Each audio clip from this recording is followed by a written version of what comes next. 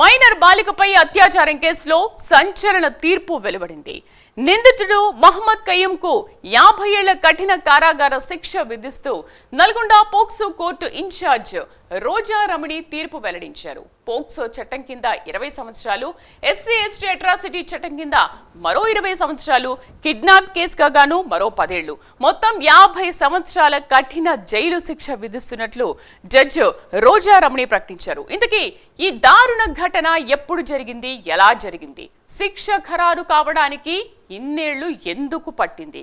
ఈ వివరాలు తెలియాలంటే ఈ స్టోరీ చూడాల్సిందే.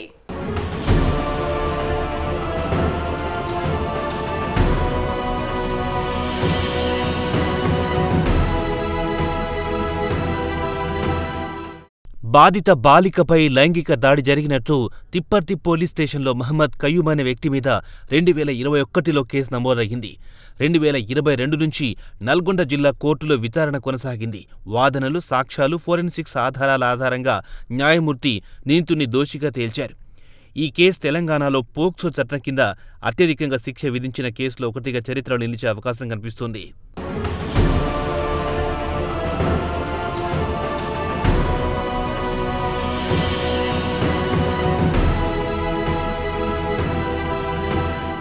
ఓసారి కేసు విషయానికి వెళ్తే 2021లో బాలిక స్కూల్ అయిపోయిన తర్వాత తన స్నేహితులతో కలిసి ఇంటికి వెళ్లేందుకు బయలుదేరింది.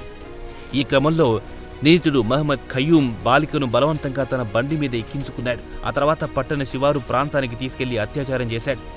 ఈ విషయం ఎవరికైనా చెబితే చంపేస్తానంటూ బెదిరింపులకు పాల్పడ్డాడు. ఆ తర్వాత దారుణం గురించి బాలిక తన కుటుంబ సభ్యులకు తెలియజేసింది. బాధిత బాలిక ఇచ్చిన సమాచారంతో కుటుంబీకులు పోలీసులకు ఫిర్యాదు చేశారు. పోలీసులు మహమ్మద్ కయ్యూంపై రేప్ కేసు నమోదు చేశారు. తిప్పర్తి పోలీస్ స్టేషన్లో పోక్సో కేసు నమోదు చేశారు. ఈ కేసుపై 2022 నుంచి వాదనలు జరగగా తాజాగా ఇప్పుడు తీర్పు వెలువడింది. కేసులో నిందితుడికి 51 ఏళ్లు జైలు శిక్ష, 85,000 జరిమానా విధిస్తూ తీర్పును వెలువరించింది. అలాగే బాధితురాలికి 7 లక్షల పరిహారం చెల్లించాలని ప్రభుత్వాన్ని కోర్టు ఆదేశించింది.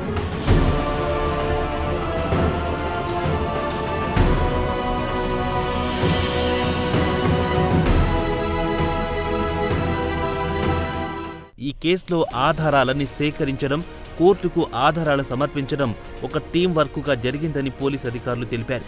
అందరూ కలిసి సమిష్టిగా పనిచేయడంతోనే కేసులో సంచలన తీర్పు వెలువడిందని పోలీసులు చెబుతున్నారు. అందరికీ నమస్కారం.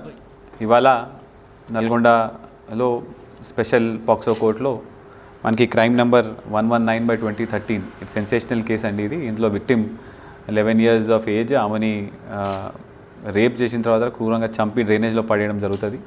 ఆ కేసుని ఇప్పుడు దాకా 4 IOs అందరూ ఇన్వెస్టిగేట్ చేసిన తర్వాత ఛార్జ్షీట్ వేసిన తర్వాత ట్రయల్ కూడా ఒక 6-7 years నడిచింది. ట్రయల్లో కూడా పీపీ గారు చాలా మంచిగా ఫాలోఅప్ చేయడం వల్ల ఇవాళ మనకి డబుల్ డెత్ పెనాల్టీ కోర్టు విధించిందండి. అంటే 302లో కూడా డెత్ పెనాల్టీ వచ్చింది. అదేవిధంగా పోక్సో కేసులో కూడా డెత్ పెనాల్టీ రావడం జరిగింది.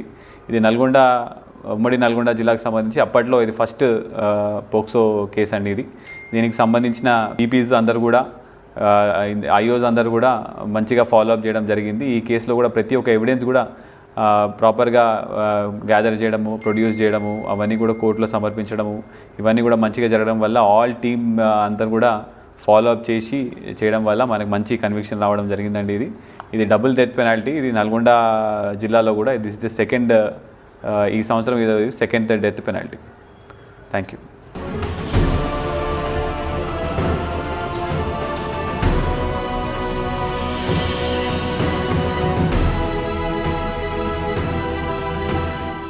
కోర్టు తీర్పుపై స్పెషల్ పబ్లిక్ ప్రాసిక్యూటర్ శ్రీవాణి సంతోషం వ్యక్తం చేశారు.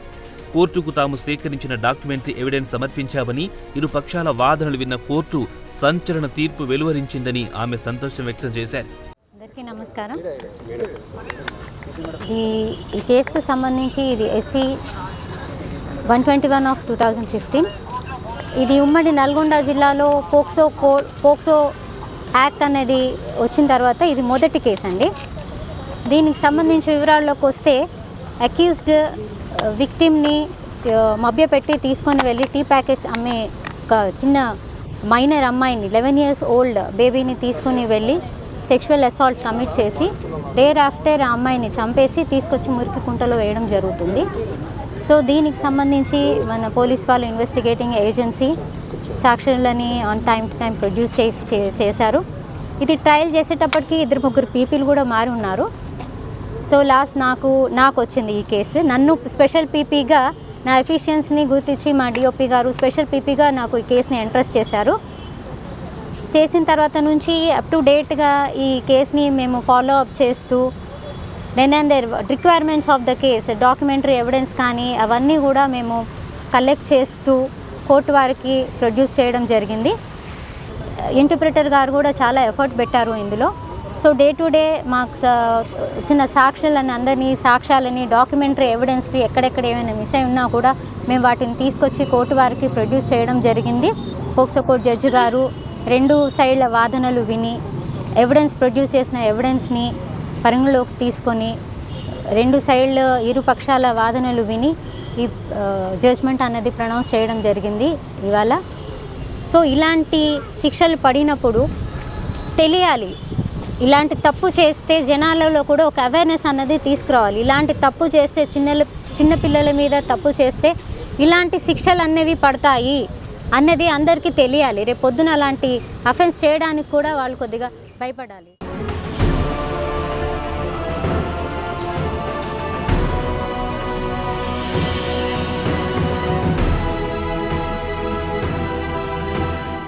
నల్గొండ పోక్సో కోర్టు వెలువరించిన సంచలన తీర్పు పట్ల మృతురాలి తల్లి సంతోషం వ్యక్తం చేసింది. ఈ కేసులో తమకు న్యాయం జరిగిందని, అందుకు సహకరించిన అందరికీ ఆమె కృతజ్ఞతలు తెలియజేసింది. తర్వాత మా అమ్మాయికి న్యాయం జరిగింది. నా చిన్న పాప, మా పాపకు న్యాయం జరిగింది. పోలీస్ డిపార్ట్మెంట్ వాళ్ళకు ధన్యవాదాలు. అందులో కోర్టు వాళ్ళు అందరూ నాకు చాలా చాలా చాలా హెల్ప్ చేసిర్రు.